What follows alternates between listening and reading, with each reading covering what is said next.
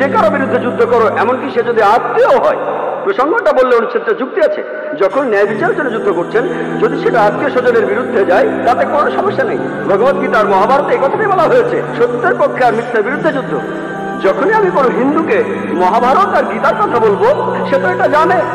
সে বলবে না, মহাভারত আর গীতায় সত্যের সাথে মিথ্যার যুদ্ধের কথা বলা হয়েছে, আর ঠিক এরকম কথাই আছে পবিত্র কোরআনে।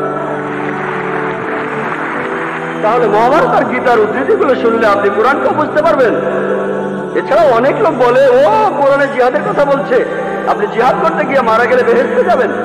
অনেকে আছেন, তাদের একজন অরুণ সুরি বলছেন, তিনি সহিহ বুখারী থেকে হাদিসের উদ্ধৃতিও দিয়েছেন। 4 নম্বর খণ্ড, বুক অব জিহাদ, 2 নম্বর অধ্যায়ের 46 নম্বর হাদিস বলা হয়েছে, একজন মুজাহিদ হলো সেই লোক যে আল্লাহ সুবহানাহু ওয়া তাআলার পথে চেষ্টা করে, আর আল্লাহ নিজেই জানেন কে চেষ্টা করছে। এরপরে নবীজি বলেছেন, যদি কোনো মুজাহিদ যুদ্ধক্ষেত্রে মারা যায়, সে জান্নাতে যাবে, সে পরকালে বেহেশতে যাবে। কিন্তু যদি সে ফিরে আসে, মারা না যায়, সে ফিরে আসবে গনিমতের মাল নিয়ে। এই হাদিসটা আর কোরআনের বিভিন্ন আয়াতের কথা বলছেন ইসলামের সমালোচকরা। আমি ভাবি, হিন্দু সমালোচকরা এই উদ্ধৃতিটা দেয় কিভাবে? তারা কি ভগবদ্গীতা পড়েনি? তারা কি মহাভারত পড়েনি? এমনকি শ্রীকৃষ্ণ তিনি ভগবদ্গীতায় বলেছেন, 2য় অধ্যায়ের 37 অনুচ্ছেদে আছে, হে অর্জুন, হে কুন্তির পুত্র, যুদ্ধের প্রস্তুতি নাও। যদি যুদ্ধে মারাও যাও, কোনো সমস্যা নেই, তুমি স্বর্গে চলে যাবে। আর যদি তুমি জয়লাভ করে ফিরে আসো, তাহলে তুমি এই পৃথিবীর ধন সম্পদগুলো পাবে।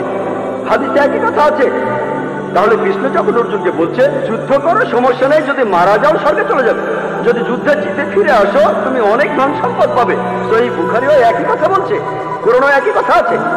তাহলে ধর্মগ্রন্থগুলো পড়লে আমরা একে অন্যকে ভালোভাবে বুঝতে পারবো। তাহলে ইসলামে যুদ্ধের অনুমতি আছে শেষ উপায় হিসেবে, আত্মরক্ষার জন্য, আর অত্যাচারের বিরুদ্ধে, না হলে নয়। আর জিহাদ অর্থ চেষ্টা বা পরিশ্রম করা। এবার আমরা দ্বিতীয় প্রশ্নে আসি, কোনটা বেশি ইম্পর্টেন্ট? এখানে বেশি ইম্পর্টেন্ট কি দেশের আইন কানুন মেনে চলা, নাকি মজাব বা দিনকে মানা?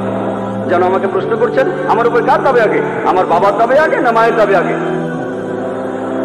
ভাই, আইন আর ধর্মের আইন মানার ব্যাপারে একটা কথা বলি, আল্লাহকে মানার ব্যাপারে বলি।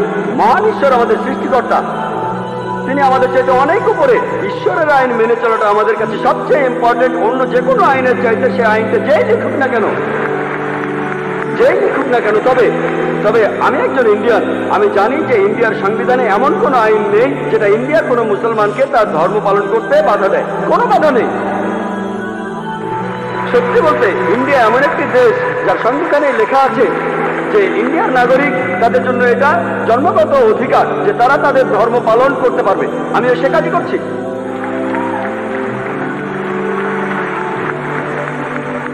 ইন্ডিয়ায় এমন একটা আইনও নেই